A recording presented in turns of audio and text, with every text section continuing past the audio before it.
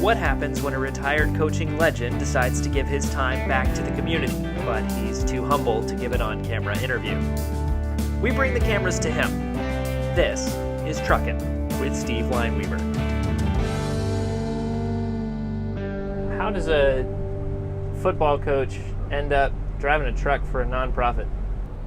I could say it just happened, but I've come to believe in my late Christian maturity that God set it all up, and this is His mission field for me. I'm just so happy that He has something for me. My first question watching you maneuver here, because I've had to drive this thing before, and I was a nervous wreck. So what is the learning curve like? That might be unfair for me compared to your experiences, because I have driven real long buses in my career as a teacher coach. This is small potatoes. You know, there's a lot of pluses to driving this instead of a school bus. It's probably a little easier with a couple 100 pounds of produce than a couple 1,000 pounds of high school football players. Yeah, that are wanting to energize the bus, you know. Right. So how is the transition then from being so hands-on and people-oriented and trying to understand every kid and what's going on in their head, and now you're in the back of the warehouse and no one ever sees you, you're alone in the truck all the time? Is this like, oh, finally I have peace? Is this...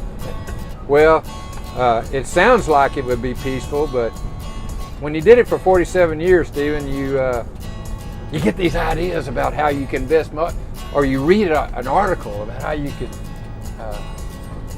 that particularly interests you about motivation, and sometimes I pass it on to the current Trinity coaches or my son at South Lake, or I just stop and, you know, and yeah, it's kind of still in me, and I'm seeking peace, and this does help me, like you say, in the back of the warehouse, to serve in other ways.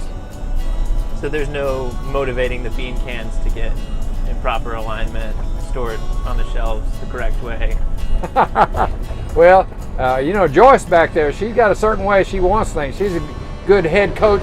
She's a good head coach of the warehouse.